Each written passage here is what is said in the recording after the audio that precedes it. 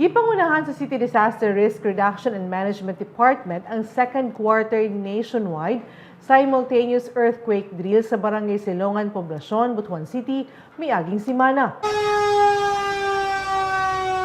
Nadungog ang kusog nga siren, dayong nag-duck, cover and hold ang mga tao og nangita og luwas nga lugar tungod sa kusog nga linog. Migawa silang puy-anan, tunghaan og mga establishmento paingon sa evacuation area. Girescue sa mga responders ang natrap sa balay ug mga samaran tungod sa kakusog sa linog. Natumpag ang usa ka balay. Kilid sa Agusan Colleges, giset up ang triage aron dito dalhon ang mga samaron. Dunay nag-atang ang mga marshal aron mogiya sa mga tawo paingon sa luwas nga lugar. Nagpahigayon usab og emergency command post dapit sa barangay hall, di nagtapok ang mga miyembro sa incident management team para magpahigayon og search and rescue operation.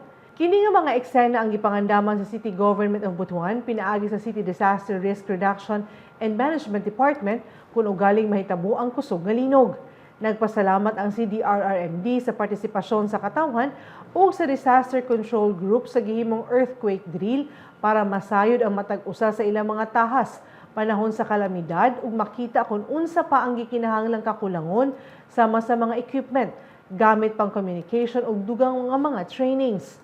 Maghimo og assessment ang mga miyembro sa NCED City Evaluators sa gihimong earthquake drill para mahapsay ug ma-improve pa ang pagpangandam sa linog. Pagkahimuon ang mosunod nga simultaneous earthquake drill sa September 10, 2026 sa parehos nga barangay.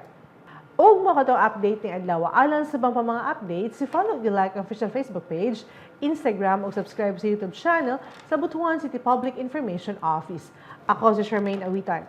Daghang salamat ug dalaygon ang Dios.